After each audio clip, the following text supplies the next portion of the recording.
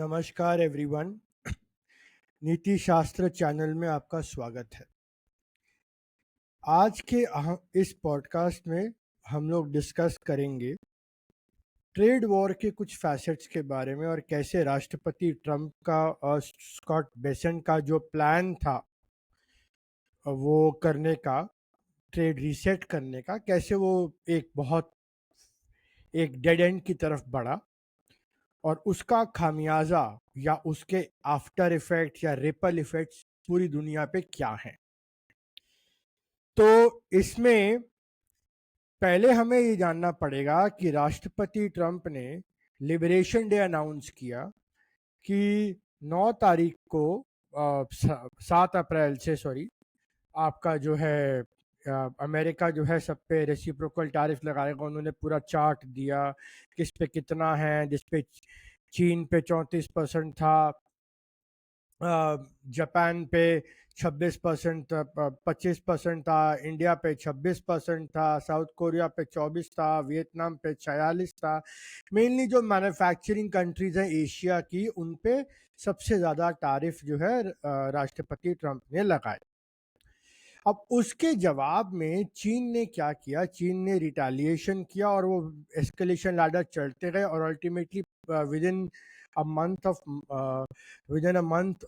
और सो वो टैरिफ जो है आपके पहुंच गए ऑलमोस्ट, आप लगा लीजिए मतलब अमेरिका ने 145% के टैरिफ लगाए और चाइना ने 125% के टैरिफ लगाए एक दूसरे के ऊपर। सो बेसिकली एक ट्रेड एम्बार्गो बन गया अमेरिका और चाइना के बीच में। इस दौरान, ये तो खैर रहा लंबा बात, इस दौरान टैरिफ लगने के 3-4 दिन के अंदर अंदर यूएस ट्रेजरी का 10 ईयर बॉन्ड का सेलिंग होता है। अब उस सेलिंग में क्या होता है कि जापान जो होता है, पता लगता है कि जापान के कुछ हेज फंड्स जो है अपनी मार्जिन्स कॉल्स क्लोज करने के लिए जो येन कैरी ट्रेड के चक्कर में वो यूएस ट्रेजरीज बेचना चालू करते हैं। उससे जो जो ट्रेजरी यील्ड है वो स्पाइक कर जाती है, 4, 4.5, 30 ईयर्स तो 4.98 तक गई और 10 ईयर जो है 4.5 तक चली जाती है।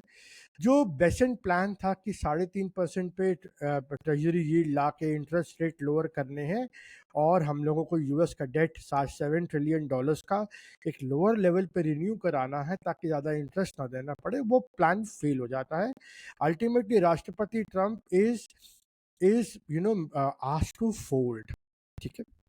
उसके बाद क्या होता है कि राष्ट्रपति ट्रंप का ये कैंपेन लॉन्च करते हैं इसराइल को खुश करने के लिए हुतीस के खिलाफ, जो यमन में युद्ध चल रहा है रेड सी को लेके। वहां पे इनके 7 नेवी के ड्रोन्स MQ-9 रीपर 3 गिरते हैं, 2 फाइटर जेट लॉस हो जाते हैं, बिलियन डॉलर का नुकसान होता है और यहाँ तक कि इनके F-16 और F-35 बाल बाल गिरते गिरते बचते हैं। हुतीस जो एक रैग टैग मिलिशिया है यमन का।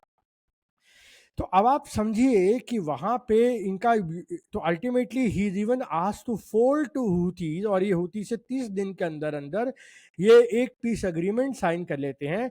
इसके बाद हुतीस कहते हैं कि अमेरिका से तुम्हारा अग्रीमेंट साइन हो गया, लेकिन टेल अवीव पे हम अपनी कार्रवाई जारी रखेंगे और इसराइल जो है अपनी कार्रवाई उस पर जारी रखता है F-35 के जरिए और उसके जरिए। अब इस दौरान चाइना क्या करता है रिटेलिएशन में कि चाइना इनके सबके ना रेयर अर्थ्स बंद कर देता है। ये इसका मैंने नीति शास्त्र आर्टिकल में पूरा कवर किया हुआ है डिटेल में। तो ये छोटा सा पॉडकास्ट है तो I will not go in detail. मैं आपको मोटा मोटी जो खेल है वो समझा रहा हूँ। उसके बाद अब ये जो रेयर अर्थ ये लोग बैन करते हैं, ये यूएस मिलिट्री के सप्लाईज को, वो मतलब यूएस मिलिट्री के 60 से 70% अगर डिफेंस वेपन्स बनने हैं तो उनका जो ये सारा का सारा जो रेयर अर्थ है वो चाइना से आते हैं।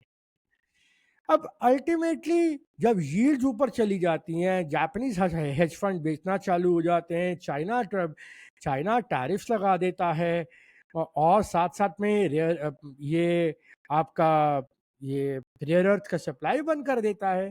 सो then this leads to a dysfunction in the market and bond market specifically, जिसकी वजह से राष्ट्रपति ट्रंप अल्टीमेटली फोल्ड करते हैं और रेसिप्रोकल टैरिफ्स को पूरी दुनिया पे 10% पे ले आते हैं। एंड अल्टीमेटली चाइना पे भी आगे आगे जैसे हम देखेंगे कि उन्होंने चाइना पे भी अल्टीमेटली 30 मतलब चाइना पे 30% पे ले आए हैं, और चाइना ने जो यूएस पे जो 30-10 का एक रेशो जो है वो ले आए हैं उसको। अब ये राष्ट्रपति ट्रंप का दिखाता है कि उनका उनका ट्रेड पॉलिसी फ्लॉप हुआ या चला नहीं। मतलब कुछ लोग इसमें कहेंगे कि देखिए 10% तो टैरिफ है, इफेक्टिव रेट तो कई जगह 15% है, कई 25% है। बिल्कुल है, लेकिन क्या ऑब्जेक्टिव्स मीट हुए हैं? ये बहुत बड़ी चीज है। इसको हम आगे देखेंगे क्या एग्जैक्टली खेल क्या है। अब यहाँ पे क्या होता है, जब ये यूएस ट्रेजरी का खेल चल रहा होता है तो यूएस ट्रेजरी का सबसे बड़ा जो होल्डर है वो है जापान। अब जापान क्या करता है, जापान जो है वो यूएस ट्रेजरी का मतलब ए 1 पॉइंट ऑलमोस्ट $2 ट्रिलियन की होल्डिंग्स रखता है, तो वो बेचना चालू करता है, इससे यील्ड ऊपर जाता है। क्योंकि जो स्कॉट बेसेंट है वो कहते हैं कि हम चाहते हैं कि जापान जो है करेंसी एग्रीमेंट करे। वो बेसिकली चाहते हैं कि जापान एक और प्लाजा अकॉर्ड साइन करे, अपनी मैन्युफैक्चरिंग का एक और डेथ वारंट साइन करे। तो जापान ने बोला जी हम करने को तैयार नहीं है, एक बार हमारी मर चुकी है आप लोगों के साथ 1980 में प्लाजा अकॉर्ड। 20 साल लग गए बैंक ऑफ जापान को सब कुछ पूरी इकोनॉमी को खड़े करते करते दोबारा से उस मैन्युफैक्चरिंग को दोबारा वापस लाने में, और हम वो अब गलती दोबारा नहीं करेंगे। यहाँ तक कि Japanese parliament member of parliament one of them called American demand as extortionist. And even further जो जापान है वो अब कहता है कि देखो हम तो ये करेंसी पे नहीं मानेंगे, और हम यूएस ट्रेजरीज को एज अ लेवरेज इस्तेमाल करें। तो ये अमेरिकन राष्ट्रपति के लिए एक बहुत टेढ़ी खीर बनी गई, इसको सीधा कैसे किया जाए। अब इस दौरान एक और डेवलपमेंट होता है कि आसियान, साउथ कोरिया, जापान और चाइना मलेशिया में मिलकर मीटिंग करते कहते हैं देखो जी अब तो हम ना ये सारा जो है जो लोन्स है वो ई रेनमिनबी में करेंगे, चाइनीज करेंसी में, जो ई युआन में। और तो बेसिकली हम नॉन डॉलर ट्रेड में करेंगे, और एक मल्टीलैटरलिज्म को बूस्ट मिलता है।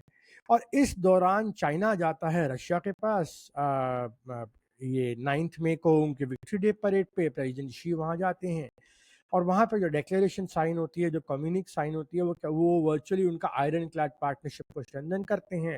और वो कहते हैं मल्टीलैटरल ट्रेड ऑर्डर को दोनों मिलकर डिफेंड करेंगे, और दोनों को किसी किसी एक दूसरे पे कोई दिक्कत होगी तो एक दूसरे को कंसल्ट करेंगे। तो ये ट्रेड डील के टर्म्स जो है ये बन जाते हैं। अब राष्ट्रपति ट्रंप अब समझते हैं कि देखिए हमारे पास वो बचा नहीं, बॉन्ड यील्ड्स ऊपर भाग रही हैं, सच्चा 4.5 पे हैं, $1 ट्रिलियन का इंटरेस्ट देना पड़ेगा। डॉज के जो कट जिसको एलोन मस्क ने लगाया था वो तो मदद नहीं कर रहे हैं। ऊपर से इन्होंने जो टैक्स ब्रेक्स दिए, जो टैरिफ से कमाई आएगी वो जो इन्होंने मिडिल क्लास को टैक्स ब्रेक देने हैं वो उससे कवर हो जाएंगे। जेरोम पावल जो फेडरल रिजर्व के हैं उन वो रेट डाउन नहीं कर रहे हैं। तो राष्ट्रपति ट्रंप के लिए एक और ऊपर से जो उनकी कंपनीज हैं एप्पल से लेके वो चिल्ला रही हैं, एनवीडिया चिल्ला रहा है, एप्पल चिल्ला रहा है कि भैया मुझे चाइनीज एक्सेस चाहिए, मुझे इंडियन मार्केट चाहिए, बिकॉज अमेरिका अगर वही $1000 का फ़ोन जो इंडिया से बिक के जाता है वो अगर वो अमेरिका में बनाएंगे तो $3000 का हो जाएगा। तो वहाँ एग्जेम्पशंस दिए जाते हैं। तो अब राष्ट्रपति ट्रंप का जो हाथ है ना वो कमज़ोर ढीला पड़ जाता है। अब उसके लिए अब वो कहते हैं कि let me go the other way. अब वो सडनली जैसे होता है ना एक 180 डिग्री टर्न मारते हैं, और वो रियलाइज करते हैं कि ना उनका इकोनॉमिक हैंड है ना उनका मिलिट्री हैंड है। वो वर्चुअली व्लादिमीर पुतिन को like it's virtually begging Vladimir Putin to get a ceasefire in Ukraine, who is literally playing him like a fiddle and saying देख अगर ये चाहिए तो यूक्रेन को बोलो कि मेरा जो 4 डिस्ट्रिक्ट्स हैं ईस्टर्न यूक्रेन के, जिसमें जेफारिया न्यूक्लियर प्लांट है, वो जो ये डिस्ट्रिक्ट है खरसन है, डोनेस्क है, लुहांस्क है, इन एडिशन टू क्राइमिया, इसको यूक्रेन सॉवरेन टेरिटरी रिकॉग्नाइज करे, नेटो की मेंबरशिप को रिनाउंसिएशन करे, फ्रेश इलेक्शंस कराए, तो अब इस पे जो व्लादिमीर ज़ेलेंस्की हैं वो मानने को भी तैयार है, लेकिन व्लादिमीर पुतिन नहीं मानने को तैयार है। वो कहते हैं मैं कैसे मानूँ, कहते हैं मैं कैसे मानूँ। और इस बीच यूरोपियन यूनियन कहता है कि नहीं हम तो लड़ेंगे, क्योंकि अमेरिका को तो कोई परवाह नहीं है, वो तो यूक्रेन को बेचना चाहता है, लेकिन हमारे लिए खतरे की घंटी, बिकॉज आज हमने अमेरिका को यूक्रेन दिया तो कल को वो पोलैंड मांगेगा, फिर को वो चेकोस्लोवाकिया मांगेगा, जो फॉर्मर सोवियत टेरिटरीज है, फिर वो मांगना चालू हो जाएगा। तो अब ये टेढ़ी खीर बन जाती है।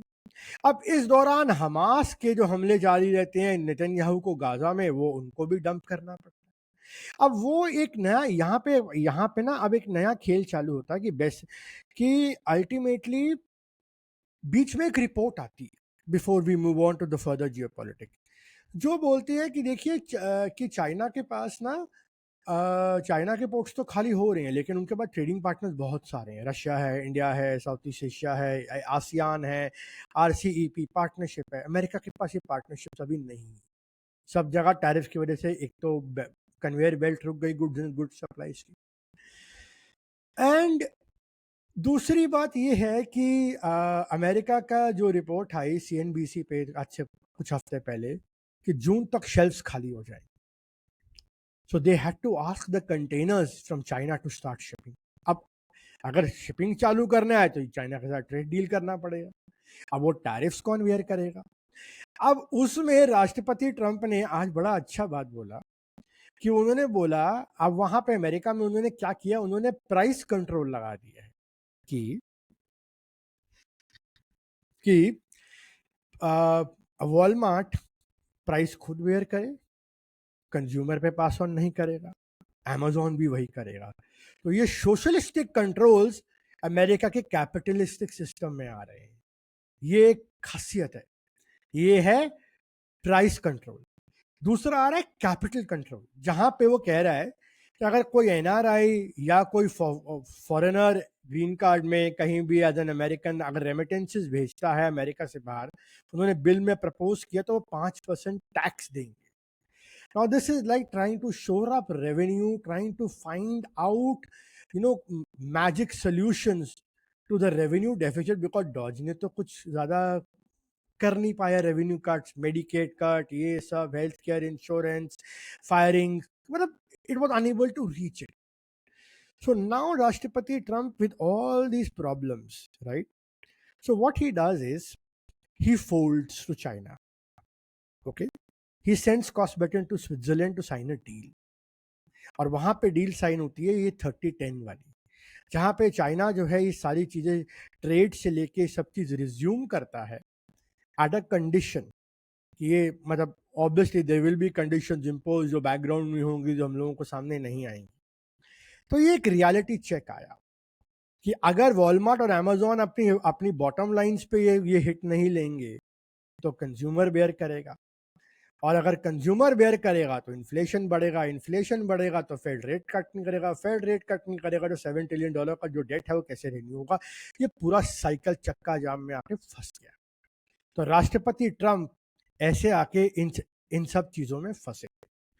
अब यहाँ पे क्या करते हैं, यहाँ पे इनका नया प्रोग्राम चालू होता है जहां पे ये शुरू करते हैं एज टू प्लीज चाइना। ये एक he starts going, राष्ट्रपति Trump starts going cold on India and Japan, because ये लोग थोड़ी डील में आनाकानी कर रहे हैं।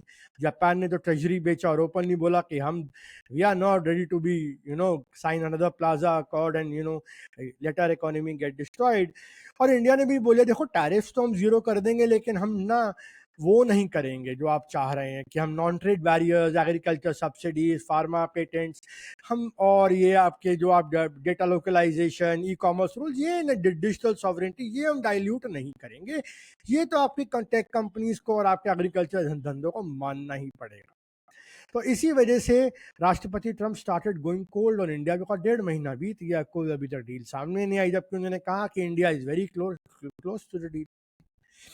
अब इस दौरान जियोपॉलिटिक्स चालू होता है जहां पे ये नेतन्याहू को डंप करते हैं, ये ईरान से न्यूक्लियर डील करना चाहते हैं वाया ओमान, ये हुती से आपको मैंने बताया कि इन्होंने साइन कर लिया, and then he is also willing to sign up with Muslim Brotherhood, Qatar. Turkey Turkey को F-35 रिवॉर्ड किए जा सकते हैं। कटसा के जो सैंक्शंस है बिकॉज ऑफ S-400 वो डाइल्यूट किए जा रहे हैं, उनको आमराम मिसाइल्स दी जा रही हैं। सिमिलरली कतर के साथ तो इन्होंने पूरा का पूरा वो बोइंग जेट आया, इन्होंने सारा कुछ वो जो अपना सिस्टम पे पूरा इन्होंने अपना वो ले लिया, मतलब जो डोनेशंस थी कतर की, कमिटमेंट ट्रिलियंस ऑफ डॉलर्स की कमिटमेंट्स आई, कतर से आई, सऊदी अरेबिया से आई, एमिराती से आई, and obviously he also went soft on Pakistan. अब पाकिस्तान के साथ सॉफ्ट क्यों? वेरी इंटरेस्टिंगली 26 तारीख को, just 4 days after the Pahalgam attack, American team जो है ये गई थी वहाँ पाकिस्तान, और जनरल आसिम मुनीर जो पाकिस्तानी आर्मी के हेड है उनसे इन्होंने वो साइन करवाया, मतलब क्या बोलते हैं, इन्होंने एक क्रिप्टो की डील साइन करवाई। So this is how Pakistan Army will also, General Munir and everyone will probably invest in crypto firms run by President Donald Trump Association, और फिर वहाँ पे ये उन पे भी सॉफ्ट हो जाते हैं।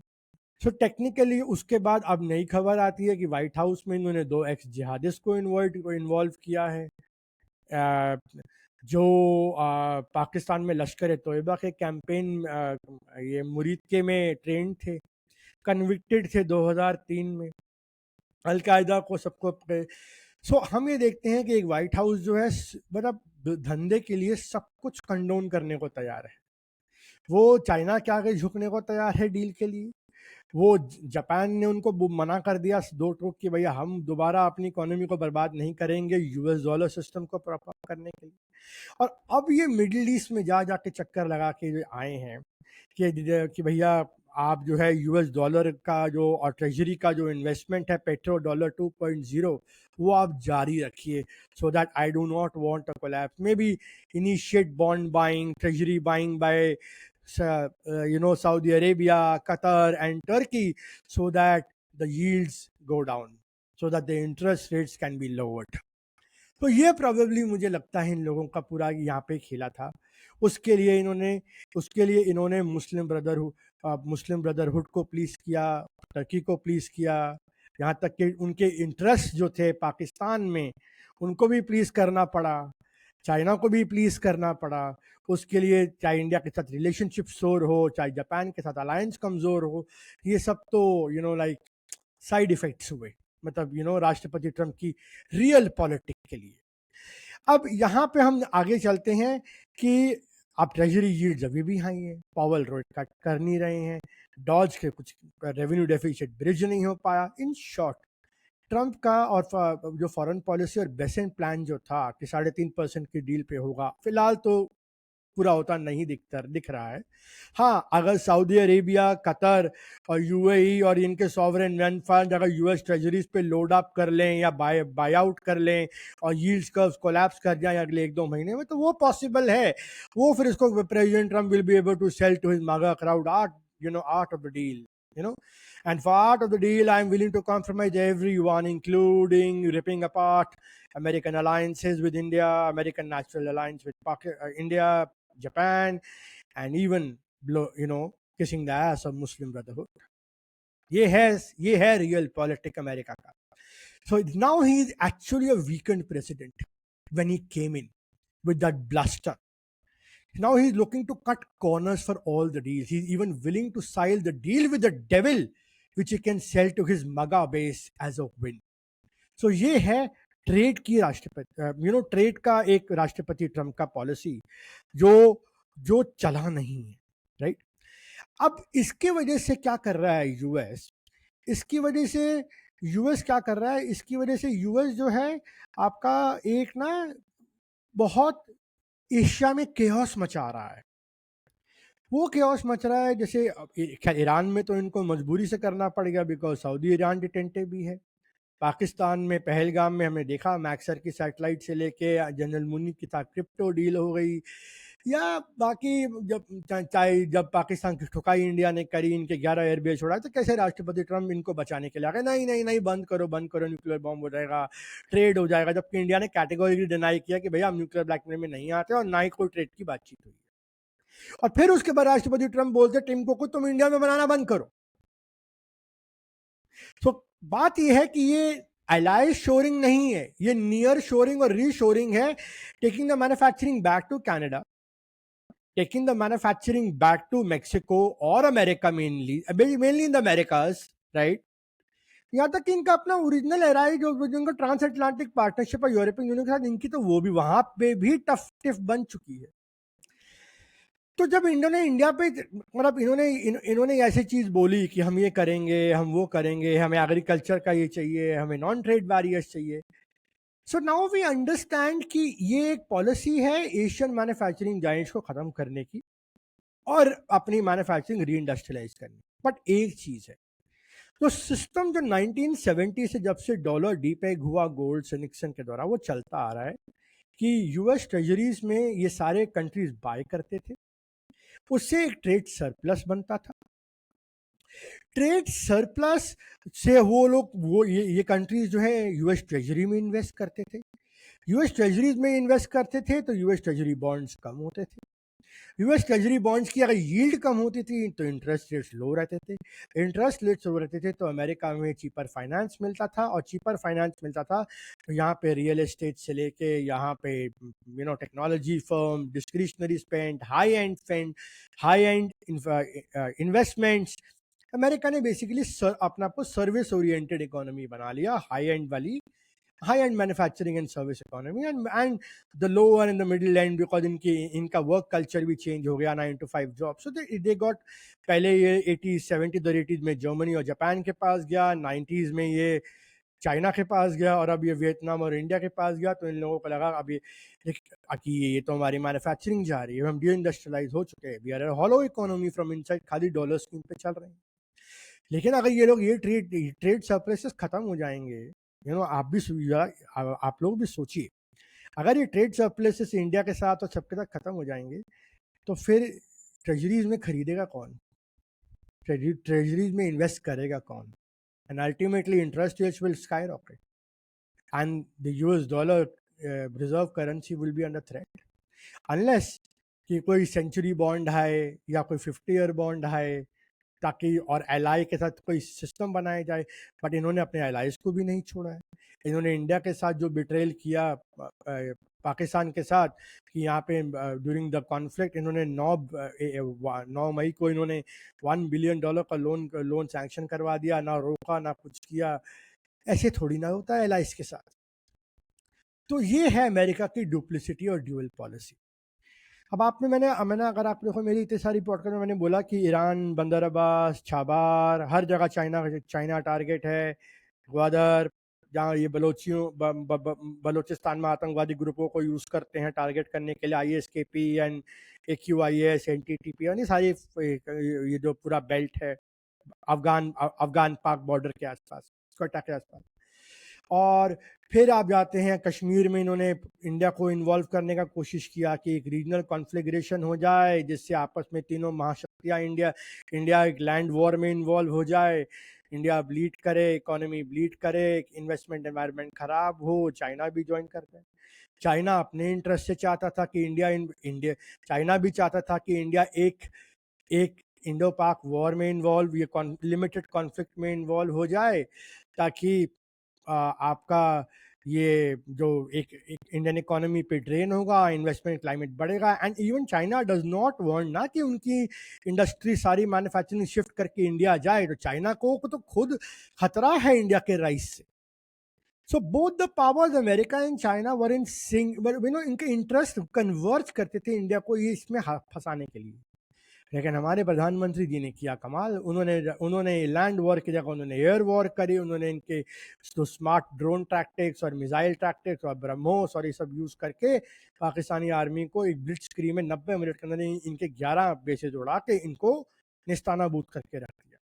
हालत ये हुई कि जब इनके नूर खान बेस और न्यूक्लियर कमांड सेंटर टूटे, और इनके बाकी जो एयर बेस सरगोडा और किराना हिल, और यहाँ पे जब हुआ, अब तो इंटरनेशनल एक्सपर्ट्स भी कह रहे हैं कि ये बेसिस टूटे हैं, न्यूयॉर्क टाइम्स भी मान रहा है, वॉशिंगटन पोस्ट भी मान रहा है। सो जब ये जो पाकिस्तान की लगने आई, जो एक हायर्ड गन है, जो एजेंट ऑफ केओस है अमेरिका का भी टेरर पाइपलाइन में, और चाइना का भी कंटेनमेंट मेजर ऑफ इंडिया पे, और टर्की ने तो साथ दिया ही दिया, हमने सब देखा। तो जब वहां पे आई तो ये सारे के सारे बचाने के लिए आ गए, अरे नहीं नहीं नहीं नहीं, बंद करो बंद करो बंद करो, और मत मारो और मत मारो और मत मारो। और इंडिया को भी सूट करता था, बिकॉज इंडिया भी अपनी इकोनॉमी बर्बाद करके पूरे एक पाकिस्तान के लिए, एक रोग स्टेट के लिए अपनी इकोनॉमी बर्बाद करके नहीं जाना चाहिए था। हमें उल्टा इकोनॉमी को 4.5 से 5.5 6 7 ट्रिलियन डॉलर तक लेके जाना चाहिए, मिलिट्री इंडस्ट्रियल कॉम्प्लेक्स को और बढ़ाना चाहिए, हमारा इतना बढ़िया drone system, anti air defence system काम करे। तो ये सब चीज़ देखते हुए तो इंडिया को इन चीज़ों में इन्वेस्टमेंट्स करनी चाहिए, अपनी semiconductors, pharma, critical sectors, defence, air defence, missiles, jets, ammunitions. We need to build up a robust military, a robust economy, ताकि आने वाले 4-5 साल बाद जब एक बड़ा युद्ध आएगा ही आएगा 2030-32 में, तो उस युद्ध में हम उतने सक्षम रहें कि कोई हमारा साथ दे ना दे, हम इन लोगों को मजा चखा सके। तो इंडिया में इस युद्ध के, इस इंडो पाक कॉन्फ्लिक्ट में रशिया कुछ हद तक एक न्यूट्रल, ऊपर से तो न्यूट्रल था लेकिन उसने साथ दिया पीछे असला प्रोवाइड करके, और एक दूसरा इसराइल जिसने एक कामिकाजे ड्रोन्स और एमिनेशन और मिसाइल्स और जो जॉइंट वेंचर से they work brilliantly well, and you know how it was well integrated with the BEL systems. मतलब भारत इलेक्ट्रॉनिक्स के जो आकाश तीर सिस्टम्स हैं, जो आपका ICASS इंटीग्रेटेड कमांड सिस्टम है, मतलब आर्मी और एयरफोर्स के सर्वेलेंस और ड्रोन्स को टेक डाउन करना, it work seamlessly and fabulously. हमने इसको आर्टिकल्स में कवर किया है। तो मैंने आपको ये क्यों बताया है? अब इंडिया को तो ये उसमें एक कन्वेंशनल वॉर ड्रैग करने में कामयाब होगा, तो अब हमारा सॉफ्ट पॉइंट क्या है? अब इंडिया का सॉफ्ट पॉइंट है इकोनॉमिक वॉरफेयर, जहां पे ये कंपनीज को बोलेंगे, इन्वेस्टमेंट्स रोकेंगे, टैरिफ लगा सकते हैं, चाइना इंडिया के रॉ मटेरियल्स रोक सकता है, और ईस्ट में बांग्लादेश और म्यांमार के इलाकों में वहां केओस क्रिएट किया जा सकता है। बिकॉज वेस्टर्न बॉर्डर पे तो इनका जो एजेंट ऑफ केओस है वो मार खा गया, बहुत बुरी तरीके से खाइए, वो याद रखेगा। तो आइए अब उस थिएटर की थोड़ी सी म्यांमार जो बांग्लादेश बॉर्डर पे जो खेल चल रहा है ना, उसके साथ इस वीडियो को बात करते हैं, और फिर इस वीडियो का समावेश में इसका एंड करते हैं। ओके, तो क्रोनोलॉजी ये है कि अप्रैल 2025 में अराकन आर्मी जो है रखीन एरिया से जो कंट्रोल कर लेती है, जो एक बॉर्डर एरिया है चिटागोंग के नीचे, ठीक है। अब अराकन आर्मी एक एथनिक मिलिशिया है जो लार्ज स्वॉथ ऑफ रखीन स्टेट होल्ड करती है, और 271 किलोमीटर का पूरा बॉर्डर बांग्लादेश के साथ इन्होंने ले लिया है। और बात आई कि इनके रोहिंग्या के साथ और सबके साथ क्लैशेस चल रहे हैं, एंड रोहिंग्या माइग्रेंट जो है बांग्लादेश के अंदर जा रहे हैं अराकन आर्मी से बचने के लिए। अच्छा, अब उसके बाद आते हैं क्लैंडस्टाइन, मई में आ जाते हैं।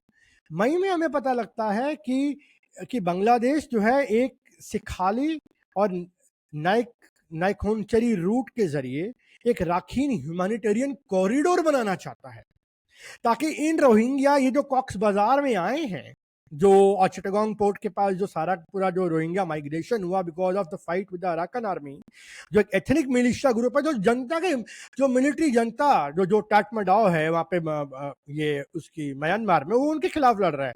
लेकिन राखीन का उन्होंने कब्जा किया, तो ये जो रोहिंग्या थे वो बांग्लादेश में आए कॉक्स बाजार में, तो वो बांग्लादेश उनको वापस भेजना चाहता था उसको वहां पे। अब 8 मई को यहां होती है अमेरिका की एंट्री। अभी आपको सबको याद होना चाहिए कि अमेरिका ने ही पिछली बार अगस्त में शेख हसीना को हटा के मोहम्मद यूनुस को बिठाया था, और मोहम्मद यूनुस वही है जिनके क्लिंटन फाउंडेशन के साथ टाइज हैं, और ये MFI गाय हैं जिसको ट्रंप ने कहा था, अरे ये तो वही MFI गाय है ना जिसने मेरे खिलाफ कैंपेन किया था। तो ये इनकी पृष्ठभूमि है, अगर आप चाहेंगे तो नेट पे आपको मिल जाएगी, इनकी फोटोग्राफ्स है Clinton administration, bill and Hillary Clinton के साथ, ठीक है। तो ये इंटरिम गवर्नमेंट लीड कर रहे हैं, और BNP ऑपोजिशन पार्टी है, और इन्होंने 9 मई को ही अवामी लीग को बैन किया है, शेख हसीना की पार्टी को, जो इस टाइम पे दिल्ली में एक असाइलम में रह रही है। तो अब 8 मई की तारीख, 8 मई को US की एयरफोर्स की एडवांस्ड ऑफिसर्स की टीम ढाका पहुंचती है, और एक बहुत सेंसिटिव कार्गो वहां पे लैंड करता है। अब वो कार्गो किस चीज का है? अब वो कोवर्ट सपोर्ट है फॉर ऑपरेशंस इन रखीन। वहां पे यूएस मिलिट्री पहली बार अब अपना प्रेजेंस बांग्लादेश म्यांमार बॉर्डर में अपना दिखाने जा रही है। अब यहाँ आगे देखते जाइए ये कैसे कैसे खेल चल रहा है। अब बांग्लादेश का जो एनएसए है, खलीलुर रहमान, जो हाई रिप्रेजेंटेटिव है रोहिंग्या क्राइसिस का, वो lieutenant general Kamrul Hasan, principal staff officer of general arm forces division से मिलता है 1 घंटे के लिए। ठीक है। 10 मई को रहमान जो होते हैं वो फिर एक रिकन्वीन करते हैं जनरल हसन के साथ एक 30 मिनट्स का meeting for humanitarian corridor in narrative के लिए। अब मीटिंग्स में कोई टेंशन होती है, मतलब यहाँ पे ना मामला सॉल्व नहीं होता है। ठीक है। तो इस दौरान 11 मई को ना एनएसए रहमान एक 2 घंटे की मीटिंग करते हैं US charge affairs and Jacobson के साथ, यूएस एम्बेसी इन ढाका। अब वहां पे जब ये मीटिंग चल रही होती है तो वहां पाकिस्तान हाई कमिश्नर अय्यद अहमद मारूफ वो बांग्लादेश डिपार्ट करते हैं और उनको जाना होता है हवाई। लेकिन वहां पे उनका सॉरी ये बांग्लादेश को मतलब ही डिपार्ट्स बांग्लादेश, बट रिसेंटली उन्होंने एक मीटिंग करी जमात इस्लामी लीडर्स के साथ एंड अरसा के साथ। अरसा इस अराकन रोहिंग्या सैल्वेशन आर्मी जो कॉक्स बाजार में काम करती है चिटगांव के पास, और जमात इस्लामी मुस्लिम ब्रदरहुड का एक ऑफशूट है जो उसको which is like properly aided by Pakistan throughout. और फिर टर्की भी आ जा गया, बिकॉज अब समझ में आया कि टर्की के कुछ जो एनजीओज हैं वो वहाँ पे ग्रेटर बांग्लादेश का मैप शो कर रहे हैं और वो दिखा रहे हैं कि उस मैप में बिहार भी आता है, उस बिहार झारखंड भी आता है, बंगाल भी आता है, उड़ीसा भी आता है और नॉर्थ ईस्ट भी आता है। और ये सब ये जो पूरा का पूरा इन सबको जो मिली भगत है वो कराते हैं पाकिस्तान की। अब उसका उस संगठन का नाम है, टर्किश बैक्ड एनजीओ इज सल्तनत बांग्ला। ठीक है। तो ये आप खेला देखिए कि यहाँ पाकिस्तान और यहाँ टर्की बांग्लादेश को एक मुस्लिम ब्रदरहुड एक्सेस में रोप इन कर रहे हैं। एक फ्रंट खोला जा रहा है बिकॉज जमात इस्लामी एक एंटी इंडिया गरैया और इसका टेरर फंडिंग का एक नोन मतलब है। और यहाँ डर ये भी है कि Pakistan ISKP, Islamic State in Khorasan province, AQIS, al Qaeda in subcontinent, ये आप बांग्लादेश के जरिए एक बेस के जरिए यूज करेंगे ताकि पाकिस्तान में प्लॉजिबल डिनाइबिलिटी हो आफ्टर जो इंडिया ने जो एक्शन लिया है वेस्टर्न बॉर्डर पे। क्योंकि बांग्लादेश को मारना इतना इजी नहीं होगा, क्योंकि वहां पे एक on the paper it is a friendly nation, दो उनके आजकल के उनके गवर्नमेंट के जो डिसीजन जो वो थोड़े हॉस्टाइल से हो गए। तो अब ये डिपार्चर सजेस्ट करता है कि एक कोऑर्डिनेटेड शिफ्ट है, पाकिस्तान, टर्की, यूएस की मिलिट्री भी वहां आ गई है। अब यहां पे रिपोर्ट्स इमर्ज करती हैं कि वहां पे एक new wave of Rohingya refugees आ रहे हैं जो म्यांमार मिलिट्री नहीं फ्ली कर रहे हैं, बाकी अराकन मिलिट्री को फ्ली कर रहे हैं राखीन स्टेट से। But in a surprising reversal, Rohingya faction now begin aligning with the Myanmar military and the prosecutors for protection against Arakan army. अब इस अलाइनमेंट ये कॉम्प्लिकेट कर जाता है कि ट्राइंगुलर सिविल वॉर बन गई जनता के बीच में, अराकन आर्मी के बीच में और रोहिंग्या आर्म फैक्शंस के बीच में। और रोहिंग्या के भी कुछ फैक्शन है जो जनता के साथ मिल रहे हैं, रोहिंग्या कुछ फैक्शन है जो अराकन के साथ मिल रहे हैं। अब यहाँ पे एक शोडाउन होता है बांग्लादेश की मिलिट्री में। ठीक है। जहां पे एक लेट नाइट मीटिंग होती है 16 तारीख को between army chief general Wakerul Zaman, air chief marshal Hasan Mahmood Khan, navy chief admiral Mohammad Nazmul Hasan and NSA Khalilur Rahman. The meeting ends inconclusively, और एक स्ट्रॉन्ग मिसगिविंग्स होता है यार कि ह्यूमैनिटेरियन कॉरिडोर आइडिया ठीक है कि नहीं है, should we allow that corridor. क्योंकि ये कॉरिडोर का जो आइडिया बैक है वो यूएस ने और यूएन ने किया। आपको मैंने बताया कि उनकी टीम्स पहुंच चुकी हैं और वो कोऑर्डिनेट कर रहे हैं और कार्गो भी आया है। ठीक है। General Zaman got angered with lieutenant general Kamrul Hasan alignment with Rahman. He attempts to remove him from operational responsibilities, लेकिन जो मोहम्मद यूनुस हैं वो उसको ब्लॉक कर देते हैं बिकॉज जो जो जो ट्रांजिशनल गवर्नमेंट और जो फोर्सेस की जो अथॉरिटी है वो मोहम्मद यूनुस के अंदर है। अब मोहम्मद यूनुस बंदे हैं यूएस के क्लिंटन फाउंडेशन, जो अमेरिकन डीप स्टेट के एजेंट है वो क्लिंटन के, लेकिन आजकल काम वो अमेरिका के भी कर रहे हैं। लेकिन अमेरिका क्लिंटन का आदमी हमें ट्रंप के लिए क्यों काम कर रहा है भाई, ये भी जानना बहुत जरूरी है। तो अब बांग्लादेशी मिलिट्री में एक टर्मोइल आता है, वो इस पर भी आएंगे, लेकिन अभी बांग्लादेश मिलिट्री का जरा 2 मिनट देख लें। तो बांग्लादेश मिलिट्री के हाईकमांड में टर्मोइल आ जाता है। जो जनरल जमान जो है वहां पे ही retain the strong support of general officers commanding, और जनरल हासन जो है वो अपने ऑफिस में रहते हैं, वो कहते हैं मैं नहीं जाऊंगा, और वो कहते हैं कि मैं रखीन कॉरिडोर को जारी रखूंगा। और इस इंटरनल डिवाइड में जो सिविलियन गवर्नमेंट है जिसको मोहम्मद यूनस हेड कर रहे हैं, इनके पीछे जो इनके पीछे बांग्लादेश के एनएसए भी हैं, वो क्लियरली यूएस इंटरेस्ट के साथ साइड कर रहे हैं कि वो ह्यूमैनिटेरियन कॉरिडोर बनाया जाए, यूएस के एड चालू की जाए, और यूएस अराकन आर्मी के साथ इंटरैक्ट करे। अब इसका रियल ऑब्जेक्टिव क्या है, जो खेल क्या है इसके पीछे?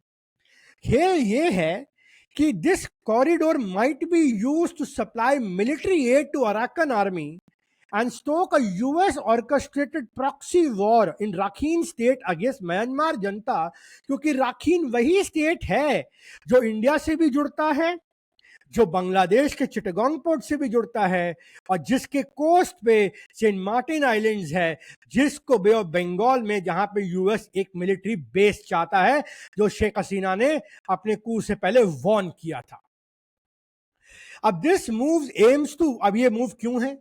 ये मूव है चाइना को वीकन करने में, बिकॉज बीजिंग जो है एक क्लोजेस्ट एलाय है म्यांमार का जनता का।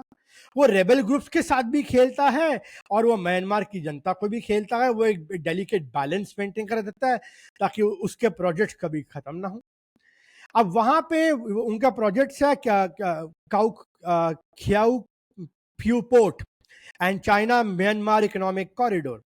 अब यहाँ पे कोलैटरल रिस्क आता है हिंदुस्तान को भी। इंडिया का जो Kaladan multi modal rapid transit port है, कोलकाता से होते हुए चिटगांग से होते हुए वाया राखीन चिटगांग होते हुए ऊपर जाना, त्रिपुरा में जाना, तो वो जो हमारा प्रोजेक्ट है वहां पे अगर राखीन में अगर अमेरिकन प्रेजेंस आ जाती है, अराकन आर्मी आ जाती है, ह्यूमैनिटेरियन कॉरिडोर बनता है और यहाँ सिविल वॉर इग्नाइट होती है, तो ये कॉरिडोर हमारा डिसरप्ट हो जाएगा और इसको पूरा का पूरा एक जो हमारा इंटर कनेक्शन हम करना चाहते हैं नॉर्थ ईस्ट का कोलकाता का एक शॉर्टर रूट के साथ, वो अभी हमें पूरा घूम के जाना पड़ता है बांग्लादेश, तो यहाँ दिक्कत।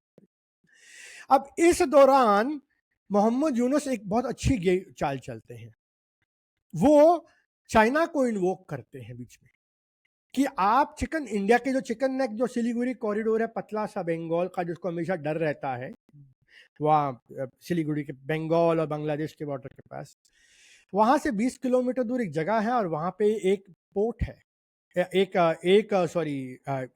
एयरबेस है वर्ल्ड वॉर 2 का, मैं नाम भूल रहा हूँ उसका, मैं देख के आपको बता दूंगा। तो उस बेस पे उन्होंने चाइना को बोलते कि इसको आके रीएक्टिवेट कर। अब चाइना के अपने इंटरेस्ट है क्योंकि वो उनको वो चिटागोंग पोर्ट की बर्थ चलाता है जो शेख हसीना ने साइन करी थी, और वो सीपेक और बीआरआई में भी चाहता है, लेकिन अमेरिका बांग्लादेश को यूज करना चाहता है चाइना के खिलाफ। अब आप इसमें एक प्ले देखेंगे कि कैसे अमेरिका जो है पहले पाकिस्तान को यूज करता है as a tool to invite India and China into a conflict इन लाइन ऑफ कंट्रोल को पार करो, सीपेक रास्ते में आए, थोड़ा युद्ध और बढ़े, चाइना अगर फोर्सेज हल्की सी बॉर्डर पे मूव कर दे लद्दाख की तरफ, तो फिर तो मजा ही आ जाए, फिर तो इंडिया आएगा और हम कहेंगे ले लो जी, क्या चाहिए, F-35 चाहिए, क्या चाहिए, हम सब देने को तैयार है, हम 7th फ्लीट बेच रहे हैं, how dare you no Xi Jinping go back. और इंडिया ना चाहते हुए भी वो कॉम्प्रोमाइज करने पड़ जाएंगे अपनी सॉवरेनिटी पे, अपनी ट्रेड डील्स पे, जो वो नॉर्मल सर्कमस्टांसेस पे नहीं करता। अब वो प्लान तो चला नहीं। चाइना भी चाहता था कि इंडिया फंसे इकोनॉमिकली पाकिस्तान के साथ, लेकिन दोनों ने मुंह की खाई, दोनों के एयर सिस्टम जुड़े, चाइना की बैटरी जुड़ी, पाकिस्तान के एयर बेसेस जुड़े, चाइना के एयर डिफेंस को नहीं बचे, fail to intercept BrahMos and strikes even Bahawalpur Muridke, वो इट वाज अटर फेलियर। वो तो खैर वो तो पाकिस्तान के प्रधानमंत्री खुद कहते हैं कि हमारे पे अटैक्स हुए, और इंटरनेशनल तो अब पहले बता चुका हूँ। तो अब सिमिलरली बांग्लादेश में ये चाहते हैं कि जो आपका जो चीन है वो आके हस्तक्षेप करे, एक एक्सेस बनाया जाए इंडिया के खिलाफ एक्टिवेट करने के लिए। अब जबकि चीन डायरेक्टली इसमें एक काइनेटिक कॉन्फ्लिक्ट में नहीं आना चाहेगा। चाइना की एक बहुत डॉक्ट्रिन है that you must win the war without fighting it militarily, without putting even a life on the line. तो अब वो नॉन काइनेटिक अनरिस्ट्रिक्टेड वॉरफेयर और हाइब्रिड वॉरफेयर पे लड़ता है। तो वो जो उसके उसके बारे में हम लोगों ने ये अपने नीतिशास्त्र.substack.com पर बहुत लिखा हुआ, आप चाहें तो पढ़ सकते हैं, और मैं डिटेल में नहीं जाऊंगा। तो लेकिन चाइना अपने जो जो इंटरेस्ट है, जो स्ट्रेटेजिक टूल्स हैं, चाहे वो बांग्लादेश में हो, चाहे वो पाकिस्तान में हो, वो उनको हर एक चीज को इस्तेमाल करेगा इंडिया को कंटेन करने के लिए। यहाँ तक कि वो म्यांमार का ड्रग ट्रेड भी यूज करता है फेंटेनिल बेचने के लिए। अमेरिका में एक सिंथेटिक ड्रग क्राइसिस क्रिएट करने में इंडिया के बॉर्डर स्टेट्स में, उसमें चाइना का एक बहुत बड़ा हाथ है। जो हम इंसर्जेंसीज जो हमने देखी हैं, जो आर्म्स फ्लो देखा है, उसमें चाइना का भी एक हाथ है, अमेरिका भी है, और बहुत सारे और शैडोई प्लेयर्स हैं जिनके बारे में फिर कभी आराम से बात करेंगे। तो ये आता है कि वो चाइना को इन्वॉल्व करना चाहता है बीच में। अब चाइना उसमें इन्वॉल्व डायरेक्टली होगा नहीं, लेकिन वो जमात के कल्टीवेट करता है, जमात इस्लामी, वही मुस्लिम brotherhood.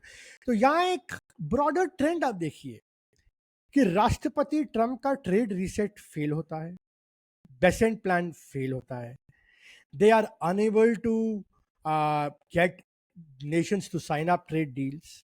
They have to humiliatingly roll back the tariffs. Yields are still up. Dodge has failed to cut. Multilateralism is still alive. And moreover, he has to go and bend before powers like Qatar, Turkey, even oblige Pakistan, even, kiss the ass of Muslim Brotherhood to get those money backs to buy treasury bonds so that yields नीचे जा सके और America अपना date renew कर सके। Petro dollar 2.0 as we would call it. So ये एक दिखाता है कि अमेरिका का जो एक्सेप्शनलिज्म है, और यूरोपियन यूनियन तो अभी तक डील का नेगोशिएशन भी नहीं किया है, तो ये सब दिखाता है कि, और इंडिया ने तो मना कर दिया कि हम नॉन ट्रेड बैरियर भी नहीं करेंगे, अब ये अग्री नहीं करेंगे।